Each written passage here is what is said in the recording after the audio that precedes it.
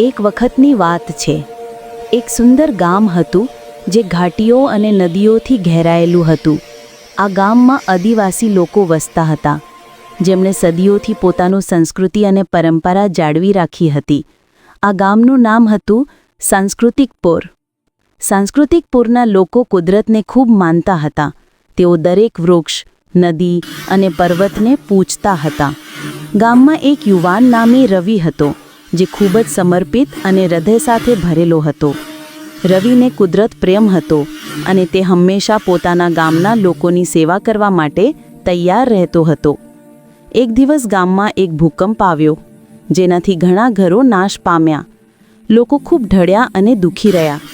રવિએ નક્કી કર્યું કે તે પોતાના ગામના લોકો માટે કંઈક ખાસ કરશે. તેણે ગામના દરેક વ્યક્તિને એકત્રિત કરી એક પરિષદ યોજી. રવિએ કહ્યું, આપણે સૌ એક જ થઈને આ મુશ્કેલીનો સામનો કરીશું. આપણે મળીને આપણા ગામને ફરીથી ઊભું કરી શકીએ છીએ. સાંજને સમયના ગામના લોકો એકઠા થયા અને સાથે મળીને ઘરો બનાવવાની શરૂઆત કરી. રવિએ લોકોને પ્રેરણા આપી અને તેમણે નવું જીવન શરૂ કર્યું. સમય જતાં ગામ ફરીથી ખૂણાથી ખૂણામાં જીવંત બન્યું. લોકોમાં એકતા અને પ્રેમનો અનુભવ થયો.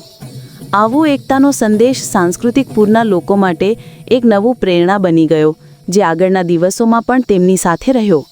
આ રીતે રવિ અને તેના ગામના લોકો પોતાના સંસ્કૃતિ અને પરંપરાને જાળવી રાખતા, કુદરતને માનતા અને હંમેશા એકબીજાની મદદ કરતા રહ્યા. આ કહાની એ દર્શાવે છે કે એકતા અને પ્રેમથી કોઈ પણ મુશ્કેલીનો સામનો કરી શકાય છે.